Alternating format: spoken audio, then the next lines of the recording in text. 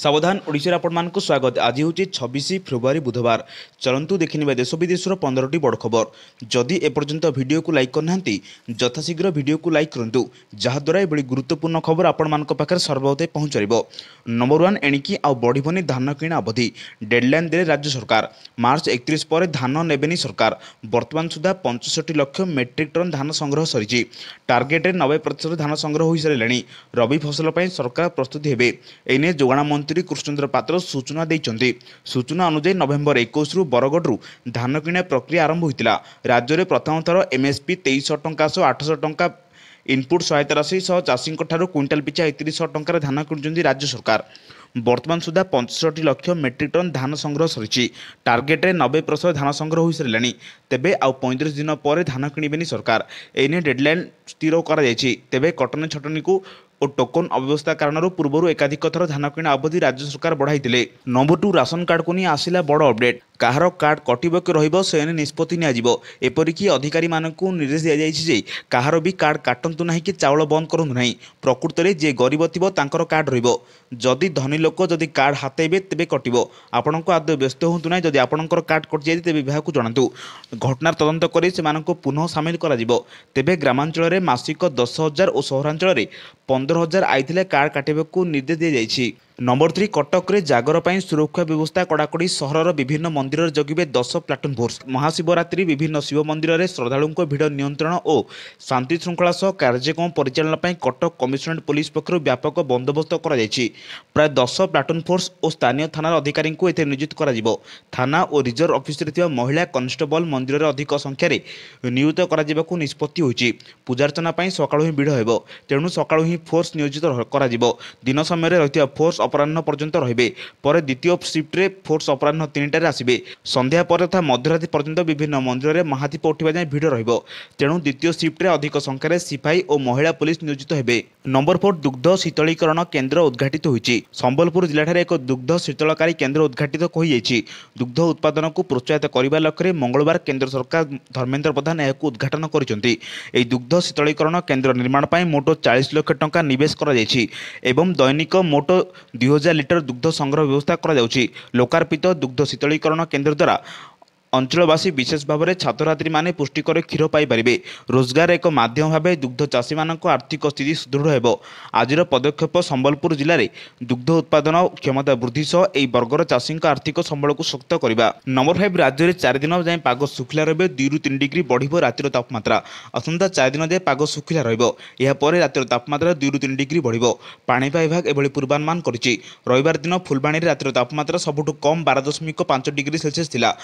राउरकेला रातिर तापमात्रा 14.5 degree, Sundargarh 13.3 degree, Bhawanipatna 15.5, Angul 16.6 degree थिला। बौद्ध और पारलाखेमुंडे दिन तापमात्रा सर्वाधिक 36 डिग्री थिला। नंबर 6 राज्य में भूमिकंप झटका। थरिला राजधानी तीव्रता 5.1 रेकर्ड होइछि। थरिला राजधानी भुवनेश्वर सकाळ 6:10 भूमिकंप अनुभूत होइछि। बंगोपसागर भूकंप केन्द्रस्थल रही। रिक्टर स्केल रे एहर तीव्रता 5.1 रेकर्ड होइछि। भूकंप झटकार लोक मैंने भयभीत होते देखा मिली। तीव्रता कम थी कौन क्षयक्षतिर सूचना ना। 2 ରୁ 3 सेकेंड जाए झटका अनुभूत होता। घर आसबाबपत्र थरवा लगी। बंगोपसागर 91 किलोमीटर तले भूकंपर केन्द्रस्थल रही। भुवनेश्वर समेत पुरी, पारादीप, बालेश्वर, बारिपदा, ब्रह्मपुर किसी स्थान में झटका अनुभूत होती। नंबर 7 प्रयागराज महाकुंभ में बुड़ पकेले मुख्यमंत्री। महाकुंभ अवसर में प्रयागराज त्रिवेणी संगम ठारे मुख्यमंत्री मोहन चरण माझी रविवार दिन बुड़ पकाई। प्रयागराज में पवित्र महाकुंभ में बुड़ पकाइबा एक असाधारण सौभाग्य एवं एक गभीर आध्यात्मिक अनुभूति बोली मुख्यमंत्री कहते। त्रिवेणी संगम रे थिबा पवित्र स्नान प्राणर शुद्धता, मानविकतार एकता, ज्ञान एवं भक्तिर अनंत प्रवाहर प्रतीक अटे। देश तथा देश बाहर थिबा कोटी कोटी भक्त एठार अपार विश्वास सहित एकाठी होउचंती। ए परिवेश भारतर समृद्ध सांस्कृतिक ऐतिह्य एवं आध्यात्मिक नैतिकतार प्रतिफलन बोली मुख्यमंत्री कहते। एही अवसर में मुख्यमंत्री उत्तर प्रदेश मुख्यमंत्री योगी आदित्यनाथ को फोन रे कथा होई प्रयागराज रे एभली प्रस्तुत पई धन्यवाद जणाइथिले। नंबर 8 मार्च 8 और 9 रे पुलिस एसआई परीक्षा अनुष्ठित एने सूचना जारी होइछि। मोट 933 पदवी पर परीक्षा हेबो। एसआई रैंक अन्य सब पदवी पर परीक्षा हेबो बोली सूचना दी जाइछि। विभिन्न जिला केन्द्र में ओएमआर सीट रे परीक्षा देबे। परीक्षार्थी ओडिशा पुलिस वेबसाइट रु एडमिट कार्ड डाउनलोड करने को परामर्श दी जाइछि। ओडिशा पुलिस रिक्रुटमेंट बोर्ड ए परीक्षा परिचालना करिबो। नंबर 9 एबे सुधा 65 लाख मेट्रिक टन धान संग्रह धान किणा शेष तारीख मार्च 31 धान किणा को नहीं मंगलवार गुरुत्वपूर्ण सूचना देते खाद्य जोगाण मंत्री कृष्णचंद्र पात्र मार्च 31 सुधा धान किणा शेष तारीख धार्य कर तारीख मध्य धान किणवा नहीं आज जोगाण मंत्री सूचना देते जोगाण मंत्री कृष्णचंद्र पात्र कहते राज्य सरकार पक्षर धान किणा शेष तारीख धार्य कर धान किणा शेष तारीख भाव मार्च 31 रखा सुधा 65 लाख मेट्रिक टन धान संग्रह होती टार्गेट रे 90% धान संग्रह हो साराणी बोली मंत्री श्री पात्र प्रकाश करिसेंती। नंबर 10 सप्ताह पर्यंत पाग सुखिला रहिबो रातिर तापमात्रा 4 दिन अपरिवर्तित रहिबो और परे वृद्धि पाइबो बोली भुवनेश्वर पाणीपाग केन्द्र पूर्वानुमान करिछि। सोमवार दिन बौद्ध और पारलाखेमुंडी दिन तापमात्रा 36 डिग्री रेकर्ड होछि। झारसुगुड़ा मालकानगिरी 35.4 डिग्री टिटलागढ़ 35 डिग्री और भुवनेश्वर 32.5 डिग्री तापमात्रा रेकर्ड होछि। सर्वनिम्न तापमात्रा पुणी ह्रास पाइछि। गतकाली रातिर जी उदयगिरी सर्वनिम्न तापमात्रा 10.2 degree Semiliguda 10.5 degree Phulbani 12.5 degree Jharsuguda 12.9 degree Rourkela 14.5 degree एवं सुंदरगढ़ 15.3 डिग्री रेकर्ड होछि। 4 दिन पर्यंत सर्वनिम्न तापमात्रा विशेष परिवर्तन हेबनी। नंबर 11 राजधानी में मोबस आतंक मास्टर कैंटीन छकरे ऑटो को अपेक्षा करुथिया बेले 2 जन को पिटिला मोबस। युवक रंजित बेहेरा डाहाण गोड़ आहत होइथिया बेले अन्य जड़े हृदानंद महांती कांध और अंटारे आघात लगी तुरंत उद्धार कर कैपिटल हॉस्पिटल में भर्ती कर। नंबर 12 राज्य टीका भंडार देशर प्रथम टीका भंडार भाव पाइला आईएसएस सर्टिफिकेट। सार्वजनीन टीकाकरण कार्यक्रम अधीन टीकार गुणवत्ता संपूर्ण परिचालना राज्य टीका भंडार देशर प्रथम टीका भंडार भाव टीकार उपयुक्त संरक्षण कोल्ड चेन परिचालना जोगाण श्रृंखला परिचालना ऑनलाइन सॉफ्टवेयर जरिया कंप्यूटरकृत रेकर्ड प्रत्यह 2 थर तापमात्रा परीक्षा द्वारा टीकार मान बजाय रखा और शून्य अपचय परी मानगुड़ी को राज्य टीका भंडार को प्रमाणपत्र मिली। सठिक कोल्ड चेन व्यवस्था और टीकार उपयुक्त परिवहन सार्वजनिक टीकाकरण कार्यक्रम एक गुरुत्वपूर्ण अंग।